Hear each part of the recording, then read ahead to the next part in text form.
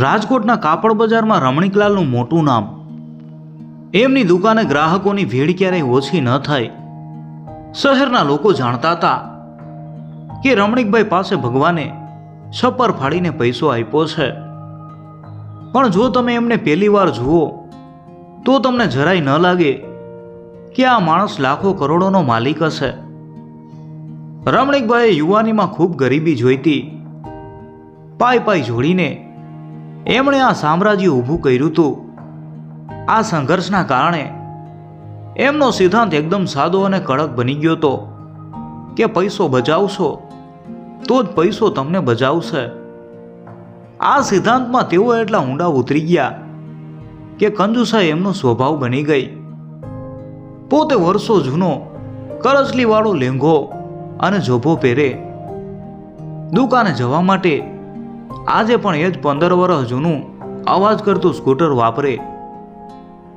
ઘરમાં એમની પત્ની સુધાબેન એકદમ શાંત અને સહનશીલ સ્વભાવના. સુધાબેને આખી જિંદગી ઘરની 4 દિવાલોમાં કાઢી નાખી. ક્યારેય પતિ પાસે નવી સાડી કે બહાર ફરવા જવાની જીદ ન કરી, કારણ કે એ જાણતા હતા કે જવાબમાં માત્ર કડવા શબ્દો જ મળશે. રમણીકભાઈનો એકનો એક દીકરો હતો અમન. અમન ખૂબ જ ડાયો, મહેનતુ અને સંસ્કારી. એણે પિતાની દુકાનમાં બેસવાના બદલે પોતાની રીતે એક પ્રાઇવેટ કંપનીમાં નોકરી શરૂ કરી હતી. એનું કારણ એ હતું કે દુકાનમાં પિતાનો સ્વભાવ અને દરેક નાની વાતમાં પૈસાનો હિસાબ એનાથી સહન નહોતો થતો. અમનના લગ્ન થઈ ગયા હતા અને એની પત્ની ભાવના હવે ગર્ભવતી હતી. ઘરમાં પારણું બંધાવવાનું હતું એટલે ખુશીનો માહોલ હોવો જોઈએ. પણ રમણીકભાઈના કડક નિયમોને લીધે ઘરમાં જાણે એક અજીબ શાંતિ અને દબાણ છવાયેલા રહેતા. એક દિવસ સાંજે બહાર ધોધમાર વરસાદ પડી રહ્યો હતો. અમન ઓફિસેથી આવ્યો ત્યારે પૂરો પલળેલો હતો. એનો જૂનો રેનકોટ ક્યાંકથી ફાટી ગયો હતો. ઘરમાં આવતા જ ઠંડીથી ધ્રુજતો હતો. સુધાબેને તરત જ દીકરાને કોરો ટુવાલ આપ્યો અને આદુવાળી ગરમ ચા બનાવી આપી. થોડી વાર પછી અમન હિંમત ભેગી કરીને રમણીકભાઈ પાસે ગયો. રમણીકભાઈ સોફા ઉપર બેઠા બેઠા પોતાના હિસાબની ચોપડીઓ અને બેંકની એફડીની પોઈન્ટોનો હિસાબ ગણી રહ્યા હતા. એમના ચહેરા ઉપર એક અલગ જ સંતોષ હતો. અમન ધીમા અવાજે બોલ્યો કે પપ્પા, એક જરૂરી વાત કરવી હતી. રમણીકભાઈએ ચશ્મા સેજ નીચે કર્યા. ચોપડીમાંથી નજર હટાવ્યા વિના કહ્યું, બોલ, શું છે? પપ્પા, ભાવનાને હવે 7મો મહિનો ચાલે છે. ડોક્ટરે એને સ્કૂટર ઉપર બેસવાની કે રિક્ષાના આંચકા ખાવાની સખત ના પાડી છે. ચોમાસાનો સમય છે, રસ્તાઓ ખૂબ ખરાબ છે. હું વિચારતો હતો કે આપણે એક નાની સેકન્ડ હેન્ડ કાર લઈ લઈએ તો બસ આ ડિલિવરીનો સમય સચવાઈ જાય અને ભાવનાને દવાખાને લઈ જવામાં તકલીફ ન પડે. મારી પાસે થોડા પૈસા બચ્યા છે, પણ 1.5 લાખ રૂપિયા ખૂટે છે. જો તમે અત્યારે થોડી મદદ કરો તો હું દર મહિને મારા પગારમાંથી તમને એ પૈસા પાછા આપી દઈશ. આ સાંભળતા જ રમણીકભાઈનો ચહેરો કડક થઈ ગયો. એમણે પોતાની ચોપડી ધડ દઈને બંધ કરી અને ગુસ્સાથી બોલ્યા કે કાર? તારા મગજમાં હવા ભરાઈ ગઈ છે અમન. મેં તારી બાને આખી જિંદગી સાયકલ અને બસમાં ફેરવી છે. એને ક્યારેય કોઈ તકલીફ નથી પડી. આજના છોકરાઓને જરાય કાંઈ થાય એટલે સીધી મોટર ગાડીઓ જોઈએ છે. પણ પપ્પા, પરિસ્થિતિ અલગ છે. ભાવનાની તબિયત થોડીક નાજુક છે. અમન આજીજી કરતા બોલ્યો, કાંઈ તબિયત ખરાબ નથી થવાની. રમણીકભાઈએ વાત કાપતા કઠોર અવાજમાં કહ્યું, પૈસા ઝાડ ઉપર નથી ઉગતા. આજે આ કાર પાછળ લાખો રૂપિયાનો ધુમાડો કરીશ તો કાલે આવનારા છોકરાના ભણતર વખતે શું કરીશ? મેં આ બધું કોના માટે ભેગું કર્યું છે? તમારા ભવિષ્ય માટે જ ને. અત્યારે થોડી તકલીફ વેઠી લ્યો. મારી પાસે આવા ખોટા ખર્ચા અને શોખ પૂરા કરવા માટે એક રૂપિયો પણ નથી. અમનનું હૃદય ભારે થઈ ગયું. એ જાણતો હતો કે પિતાના બેંક ખાતામાં કરોડો રૂપિયા ધૂળ ખાઈ રહ્યા છે, પણ એની પત્નીની સલામતી અને એક નાનકડી જરૂરિયાત માટે 1.5 લાખ રૂપિયા આપવા તેઓ તૈયાર નહોતા. એ કાંઈ જ બોલ્યા વગર નિરાશ થઈને ઊભો થઈ અને પોતાના રૂમમાં જતો રહ્યો. પાછળ રસોડાના દરવાજે ઊભેલા સુધાબેનની આંખોમાંથી આંસુ વહી રહ્યા હતા, પણ વર્ષોની આદત મુજબ તેઓ આજે પણ ચૂપ રહ્યા. રમણીકભાઈએ ફરી પોતાની હિસાબની ચોપડી ખોલી, બેંકના આંકડા જોયા અને મનોમન પોતાની બચત ઉપર ગર્વ કરવા લાગ્યા. એમને ક્યાં ખબર હતી કે જે બેંક બેલેન્સથી તેઓ પોતાની છાતી ફૂલાવી રહ્યા છે, એ જ બેલેન્સ એમના પોતાના જ પરિવારની ખુશીઓનો અને સંબંધોનો શ્વાસ રૂંધી રહ્યું હતું. સમય પોતાની ગતિએ આગળ વધી રહ્યો હતો. શ્રાવણ મહિનો બેસી ગયો હતો અને મેઘરાજા જાણે મન મૂકીને વરસી રહ્યા હતા. રમણીકભાઈના બેંક ખાતામાં વ્યાજના નવા આંકડાઓ ઉમેરાઈ રહ્યા હતા, પણ એમને ક્યાં ખબર હતી કે આ વ્યાજની કિંમત એમના પરિવારે બહુ મોટી ચૂકવવાની છે. એક રાત્રે જ્યારે આખું શહેર ગાઢ ઊંઘમાં હતું અને બહાર ધોધમાર વરસાદ વરસી રહ્યો હતો, ત્યારે રાતના લગભગ 2:30 વાગ્યે અચાનક અમનના રૂમમાંથી ભાવનાની ચીસ સંભળાઈ. આખા ઘરમાં સનાટો છવાઈ ગયો. સુધાબેન દોડતા દોડતા અમનના રૂમમાં ગયા. ભાવનાને અસહ્ય પીડા ઉપડી હતી. એનો ચહેરો દર્દથી પીળો પડી ગયો હતો. અમન ગભરાઈ ગયો. એણે ધ્રુજતા હાથે પોતાનો ફોન કાઢ્યો અને ફટાફટ એમ્બ્યુલન્સ તેમજ પ્રાઇવેટ ટેક્સીવાળાઓને ફોન લગાવવા માંડ્યો. પણ કમનસીબી જુઓ, બહાર વરસાદ એટલો હતો કે બધેથી એક જ જવાબ મળ્યો કે સાહેબ, તમારા વિસ્તારમાં રસ્તાઓ ઉપર ગોઠણરૂપ પાણી ભરાયા છે. અત્યારે કોઈ ગાડી આવી શકે એમ નથી. અમનની આંખોમાં પાણી આવી ગયા.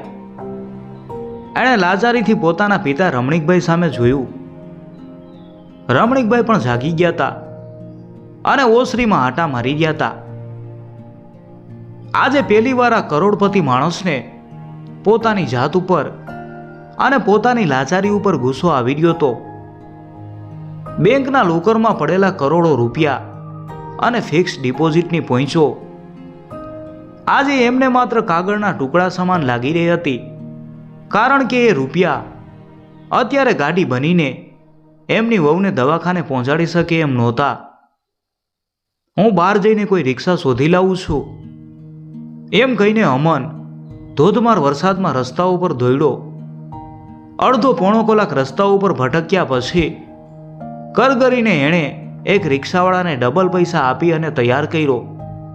ભાવનાને મહા મહેનતે રિક્ષામાં બેસાડવામાં આવી. ખાડા ટેકરાવાળા રસ્તા અને એમાં ભરાયેલું વરસાદનું પાણી, રિક્ષાના દરેક આંચકે ભાવનાની પીડાદાયક ચેસ નીકળી જતી હતી અને એ ચેસ અમનની છાતી ચીરી નાખતી હતી.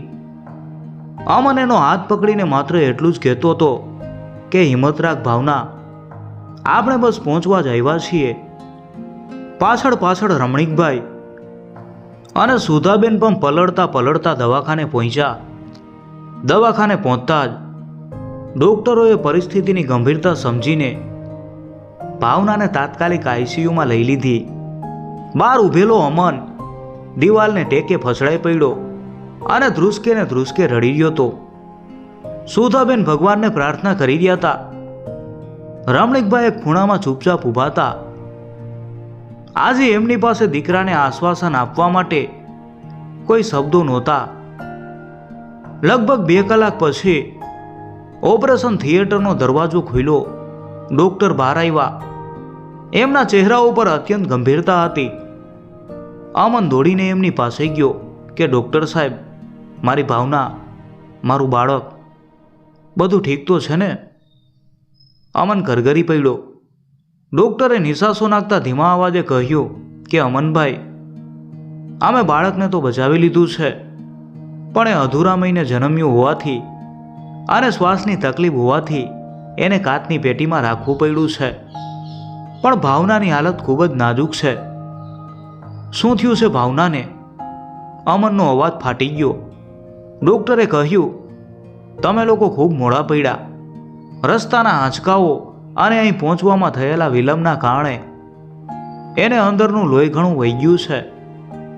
વધારે પડતા દર્દ અને લોહી વહી જવાના કારણે ભાવના કોમામાં સરી પડી છે. અમનભાઈ, જો તમારી પાસે પોતાની કોઈ વ્યવસ્થા હોત અને તમે માત્ર અડધો કલાક વહેલા અહીં આવી ગયા હોત તો આજે આ પરિસ્થિતિ ઊભી ન થાત. હવે બધું ભગવાનના હાથમાં છે. ડૉક્ટરના આ શબ્દો રમણીકભાઈના કાને પડ્યા અને એમના પગ નીચેથી જાણે જમીન ખસી ગઈ. ડૉક્ટરનો એક એક શબ્દ એમના હૃદયમાં કોઈ તીક્ષ્ણ ખંજરની જેમ આરપાર ઉતરી ગયો. માત્ર અડધો કલાક વહેલા પોતાની વ્યવસ્થા હોત. રમણીકભાઈના કાનમાં પોતાનો જ પેલો કઠોર અવાજ ગુંજવા લાગ્યો કે પૈસા ઝાડ ઉપર નથી ઉગતા. આજના છોકરાઓને જરાય કંઈ થાય એટલે મોટરગાડી જોઈએ છે. આજે એમને સમજાયું કે એમણે બચાવેલા ₹1,00,000-1,50,000 આજે એમના જ ઘરની ખુશીઓનો શ્વાસ રૂંધી નાખ્યો હતો. હોસ્પિટલના એ સફેદ અને શાંત કોરિડોરમાં હવે દિવસ અને રાત ક્યારે પસાર થઈ જતા એમની કોઈને ખબર નહોતી પડતી. 15 દિવસ વીતી ગયા હતા. એક તરફ કાચની પેટીમાં શ્વાસ લેવા મથતો એ નાનકડો જીવ અને બીજી તરફ આઈસીયુની પથારી ઉપર જિંદગી અને મોત વચ્ચે ઝોલા ખાતી ભાવના. અમન હવે સૌ ભાંગી પડ્યો હતો. એની આંખો નીચે કાળા કુંડાળા થઈ ગયા હતા અને ચહેરા ઉપરથી નૂર ઉડી ગયું હતું. એની પાસે જેટલી પણ બચત હતી એ બધી જ હોસ્પિટલના લાંબા ચોપડાઓમાં અને દવાઓના બિલોમાં ખર્ચાઈ ગઈ હતી. હવે એણે પોતાના મિત્રો અને ઓફિસના સાહેબ પાસેથી ઉછીના પૈસા માંગવાની શરૂઆત કરી દીધી હતી. રમણીકભાઈ રોજ એક ખૂણામાં બેસીને આ બધું જોતા. એમની છાતીમાં પસ્તાવાનો જ્વાળામુખી ફાટી રહ્યો હતો. જે દીકરાએ ક્યારેય કોઈની સામે હાથ નહોતો લંબાવ્યો એને આજે પારકા લોકો સામે કરગરતો જોઈને એક બાપ તરીકે એમનો જીવ બળી રહ્યો હતો. એક દિવસ સવારે રમણીકભાઈથી રહેવાયું નહીં. તેઓ સીધા બેંકમાં ગયા. પોતાની વર્ષો જૂની એક મોટી એફડી તોડાવી અને ₹5,00,000 રોકડા લઈ અને સીધા હોસ્પિટલ પહોંચ્યા. અમન આઈસીયુની બહાર બાંકડા ઉપર માથું પકડીને બેઠો હતો. રમણીકભાઈ ધીમા પગલે એની પાસે ગયા અને ધ્રુજતા હાથે એ ₹5,00,000 નોટોના બંડલ અમનના ખોળામાં મૂક્યા કે બેટા, આ પૈસા રાખી લે. રમણીકભાઈનો અવાજ આજે સાવ નબળો પડી ગયો હતો. દવાખાનામાં કામ લાગશે. તારે કોઈની પાસે હાથ લંબાવવાની કે ઉછીના માગવાની કોઈ જરૂર નથી. તારો બાપ હજી જીવતો છે દીકરા. અમન પથ્થર જેવી આંખે પેલા એ નોટો સામે જોઈ રહ્યો અને પછી એણે ઊંચું જોયું. એની આંખોમાં ગુસ્સો નહોતો, પણ એક એવી લાચારી અને પીડા હતી જે કોઈ પણ બાપ માટે સહન કરવી મુશ્કેલ હોય. અમન ભારે અવાજે બોલ્યો કે પપ્પા, આ કાગળના ટુકડા હવે મારી ભાવનાને ભાનમાં લાવી શકશે? આ ₹5,00,000 આપીને તમે પેલો અડધો પોણો કલાક પાછો લાવી શકશો જે આપણે રિક્ષા શોધવામાં અને વરસાદમાં પલળવામાં બગાડ્યો હતો, જ્યારે ખરેખર મારે તમારા સાથની અને આ પૈસાની જરૂર હતી ત્યારે તમે મને એફડીના વ્યાજના દાખલા ગણાવતા હતા. હવે આ પૈસાનું હું શું કરું? મારી પત્ની અંદર મરી રહી છે પપ્પા. જો તમારા કરોડો રૂપિયા એનો જીવ બચાવી શકતા હોય તો બચાવી લ્યો. આટલું કહીને અમન એ નોટોના બંડલ ત્યાં જ મૂકીને રડતો રડતો બહાર જતો રહ્યો. રમણીકભાઈના હાથમાંથી જાણે આખી દુનિયા છીનવાઈ ગઈ. ત્યારે જ પાછળથી સુધાબેનનો અવાજ આવ્યો. આખી જિંદગી માથું નીચું રાખીને પતિના દરેક કડવાવેણ સહન કરનારી એ શાંત સ્ત્રી આજે રણચંડી બની ગઈ હતી. સુધાબેન રડતા રડતા બોલ્યા, શું કરશો આ નોટોનું હવે? છાતીએ બાંધીને ઉપર લઈ જશો? તમે આખી જિંદગી માત્ર ભેગું જ કર્યું છે, જીવ્યા તો છો જ નહીં. તમારી આ કંજુસાઈએ આજે મારો હસતો રમતો પરિવાર ખેદાન મેદાન કરી નાખ્યો. દીકરો રડે છે, વહુ મોત સામે લડે છે અને પૌત્ર કાચની પેટીમાં તરફડે છે, અને તમે હજુ આ નોટો લઈને ફર્યા કરો છો. પૈસા કમાવા એ ગુનો નથી, પણ એ પૈસાને જ ભગવાન માની લેવા એ સૌથી મોટું પાપ છે. આજે જુઓ, તમારા એ ભગવાન આઈસીયુના દરવાજા બહાર લાચાર થઈને પડ્યા છે. સુધાબેનના એક એક શબ્દે રમણીકભાઈના અહંકાર અને કંજુસાઈના વર્ષો જૂના કિલ્લાને જમીનદોસ્ત કરી નાખ્યો. તેઓ હોસ્પિટલની લોબીમાં જ ફસડાઈ પડ્યા. બંને હાથ વડે ચહેરો છુપાવી અને એ ધ્રુસકે ને ધ્રુસકે રડી પડ્યા. આજે એમને જીવનની સૌથી મોટી અને કડવી સચ્ચાઈ સમજાઈ ગઈ હતી કે જે લક્ષ્મી પરિવારના આંસુ ન લૂછી શકે એ લક્ષ્મી નહીં પણ શ્રાપ છે. હોસ્પિટલની લોબીમાં પડેલા રમણીકભાઈના એ આંસુઓએ માત્ર જમીન જ નહોતી ભીંજવી, પણ એમના હૃદય ઉપર બાજેલો વર્ષો જૂનો કંજુસાઈનો કાટ પણ ધોઈ નાખ્યો હતો. એ જ દિવસે એક કઠોર શેઠ મરી ગયો અને એક સાચો પિતા અને દાદા જન્મી ગયો. રમણીકભાઈએ તરત જ પોતાના આંસુ લૂછ્યા. એમણે કોઈ પણ વિચાર કર્યા વગર પોતાના સીએ અને બેંક મેનેજરને ફોન લગાવ્યો. એમણે સ્પષ્ટ શબ્દોમાં કહી દીધું, મારી બધી જ એફડી તોડી નાખો. મારે ગમે એટલા પૈસા થાય, કોઈ પરવા નથી. મારી વહુ અને પૌત્ર માટે માત્ર શહેરના જ નહીં, જરૂર પડે તો દેશના સૌથી શ્રેષ્ઠ ડૉક્ટર અને મશીનો અહીં હોવા જોઈએ. આ એ જ રમણીકભાઈ હતા જે 2 રૂપિયાના હિસાબ માટે કલાકો બગાડતા હતા, અને આજે એમના માટે લાખો રૂપિયાની કોઈ કિંમત નહોતી રહી. પૈસા હવે સાચા અર્થમાં પાણીની જેમ પણ એક પવિત્ર કામ માટે વપરાવા લાગ્યા. બહારની સ્પેશિયલ ડૉક્ટરોની ટીમ બોલાવવામાં આવી. સમય પસાર થતો ગયો. સારામાં સારી તબીબી સારવાર અને આખા પરિવારની સાચી પ્રાર્થનાઓ આખરે રંગ લાવી.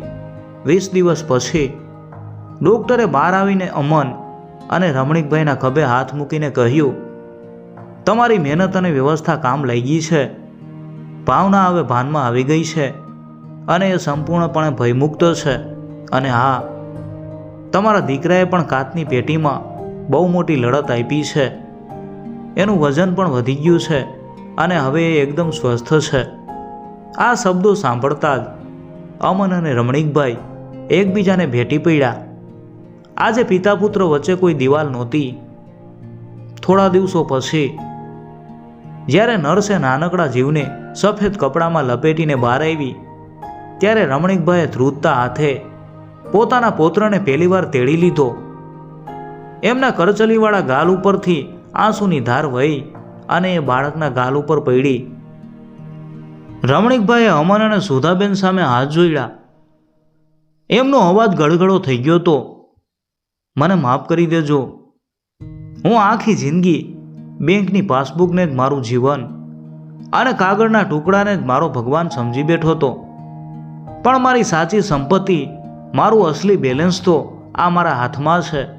જો આ જ ન હોત તો એ કરોડો રૂપિયાની હું હોળી કરત. આજે સુધાબેનના ચહેરા ઉપર પણ વર્ષો પછી એક સાચો સંતોષ અને શાંતિ હતી. ડિસ્ચાર્જના દિવસે ભાવના ધીમે ધીમે ચાલીને હોસ્પિટલની બહાર આવી, ત્યારે એની આંખો આશ્ચર્યથી પોળી થઈ ગઈ. હોસ્પિટલના દરવાજે પેલા અવાજ કરતા સ્કૂટરના બદલે એકદમ નવી અને ચમકતી કાર ઊભી હતી. રમણીકભાઈએ જાતે આગળ વધીને કારનો દરવાજો ખોલ્યો અને સ્મિત સાથે કહ્યું, આવો બેટા, હવે મારા પૌત્રને આ આંચકા ખાવાની કોઈ જરૂર નથી. કારમાં બેસતી વખતે ભાવના અને અમનની આંખોમાં પિતા માટેનો આદર છલકાઈ રહ્યો હતો. રમણીકભાઈ સમજી ગયા હતા કે પૈસા બચાવવા સારા છે, પણ સંબંધો અને જિંદગીના ભોગે નહીં. મિત્રો, જો તમને આ વાર્તા ગમી હોય તો વિડીયોને લાઈક કરજો અને કોમેન્ટમાં પૈસા વિશેના તમારા પ્રતિભાવ જરૂરથી જણાવજો.